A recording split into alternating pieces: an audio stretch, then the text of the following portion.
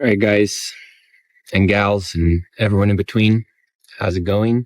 It's good to be back here with you, making you guys another video today. And today we're approaching the end of the year, and the focus is on building a daily practice. And that practice can come in a lot of shapes and sizes. Some people like to pray, some people like to journal, some people like to exercise. But today, what it's really about is just looking at what are the benefits of actually beginning to have a daily practice. For me personally, my practice involves Qigong, trained in a system called Ren Shui. And every day I do some standing form practice, which is like a standing meditation in the evening. And then I try to work in some stretching and some moving Qigong in the morning or sometime during the day. And alongside that, it's not just that. I also have a writing practice that I do nearly every day. And sometimes, those Qigong practices, I'll do seated meditation also. But, it'll be a little bit different every day. But all of it contributes to a few things that I think are essential in creating a daily practice and what are the goals and the benefits of that. One of the main first things is that daily practice should help us to get centered, should bring us back home to ourselves. Spend so much time in our daily lives, busy, working, running around, externally oriented, right? Putting ourselves out into this world. And whatever our practice is, it has this reflective component and this rejuvenating component, brings us back into touch with ourselves, puts us back inside ourselves, and we can derive so many benefits from that. I think just on the basic level, that's one of the big benefits of having a daily practice is it's a return home to ourselves. It rejuvenates us. It gives us back our energy, and it brings clarity to our heart and our mind, to our soul. When we don't have that, the days can kind of easily bleed into each other. They start to run. You mix in a little bit of inebriation or, drinking a little bit or whatever it is. And it starts to feel like kind of a burden to have a practice, kind of maybe a waste of time. What's the point of all that? I know I've been there plenty myself. And so we kind of wander away from ourselves. But over time, when we really do that, then we end up depleting our energy. Our mind becomes less clear. We end up kind of just going through the motions of life without really appreciating and enjoying the beauty, the insight, the clarity that comes from actually being present, integrated, showing up unified in our life, in our mind, body, and spirit. So that's why a practice is helpful. And personally, I mentioned Qigong is something I do. I like that practice personally because it balances two elements that I think are really key to a daily practice. It balances a reflective component, which I think prayer, journaling, meditation, all those practices incorporate that. And it also involves a physical exercise component. It gets your energy, your qi, what we call your life force in Qigong, gets that moving. And in that way, it's analogous or similar to if people have an exercise routine. If you go running, if you go, to the gym, working out, whatever it is. Of course, everyone's different. You have to find kind of which one is right for you. But I will say that I think a good daily practice involves both components of that. It involves the reflective element and also the exercise element. If you have some sort of reflective practice, journaling, praying, meditating, I would encourage you to get involved with bringing a physical component into your practice, because when we start to move our energy around, it just changes the nature of what we're perceiving inside, what we're experiencing. And so that can really make a big difference in what you're doing. And if you're on the other side, you're an exercise junkie, you love to run, that's awesome. You're moving your energy around and staying healthy, physically healthy. But life is a totality, and our consciousness is what that physical body supports. So if you can incorporate an element where you are bringing all that, movement and vitality that you've kind of generated through your practice into something that nourishes your mind, body, spirit, that brings you into a place of clarifying your consciousness, taking that energy you've worked up and nourishing your what we call your Jing Shen in Ren Shui, your heart and your true self, your consciousness, then I think you're going to experience even more benefit from the exercise that you do engage in.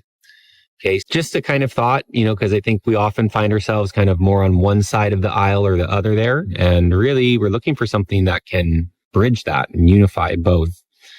Just a couple quick tips for you guys as you are thinking about starting a practice.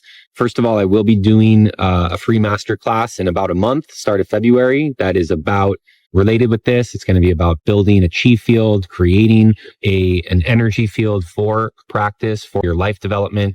And then we are going to start teaching in Woven Wings again, which is exciting. It hasn't happened for a while. We've been doing more public services and podcasts and stuff, but we are going to start teaching a Ren Shui fundamentals class. So, if you are interested in developing that as a practice, or you don't have a modality, I really cannot recommend Ren Shui highly enough. It's something that's nourished me now for over a decade.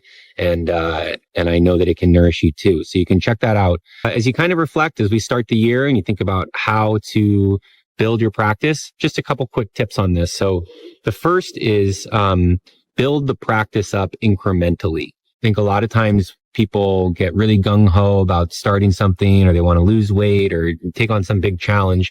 And then all those New Year's resolutions are broken by mid-January, right? Really, the main key is we want sustainability. We want to sustain ourselves. And so build it up incrementally.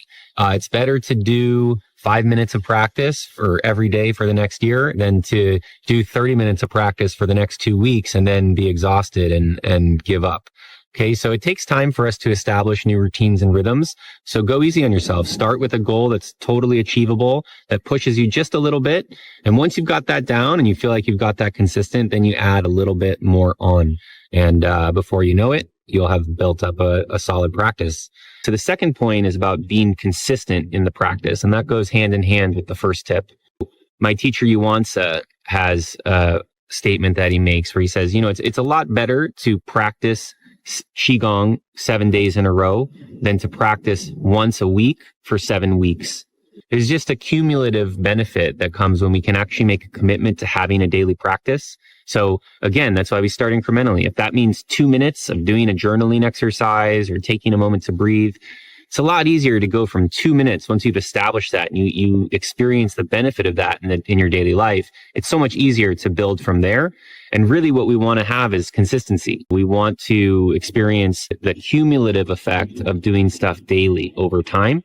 And so I would really encourage that, to think about what can you actually do daily rather than what's going to be more uneven. And then the last thing is to relate with yourself positively through the whole process.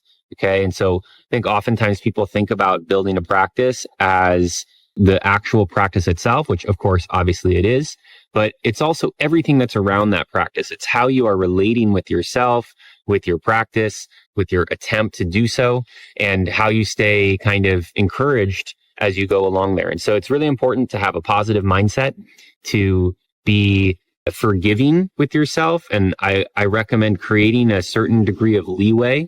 So it's not about every single day you have to match your top mark. It can go up a little bit. It can go down a little bit, as long as over time you're incrementally and gradually improving. We do have different rhythms that exist inside us. And if you can create space and forgiveness for yourself while still holding yourself within this container of practice, you'll be more friendly with yourself. You'll be more positive and encouraging. And sometimes you'll be able to kind of lay down the discipline and say, hey, no, you go for it, push yourself, go harder.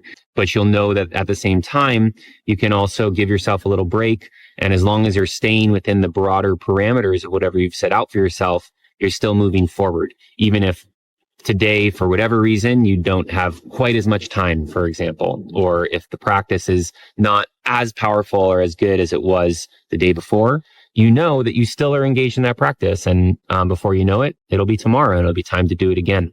So those are just a few tips to get you going on this. And I just really want to encourage you to be thinking about this. Having a daily practice can be life-changing. I know it's been very life-changing for me as I've engaged in that. I really noticed the difference of how I feel in my body, how I feel in my mind, in my heart, how I interact with other people, and the times of my life when I've had that going, and then the times of my life when I don't. And so We're right at New Year's. It's a great time to be thinking about this and getting started on it. I encourage you to look that direction, and I will see you out there. Check us out, follow our videos for more tips on how to do that. And again, be on the lookout for that free class that we will have at the start of February. Start thinking about how to build up for an awesome year. Okay, so enjoy, take care, and I'll talk to you soon.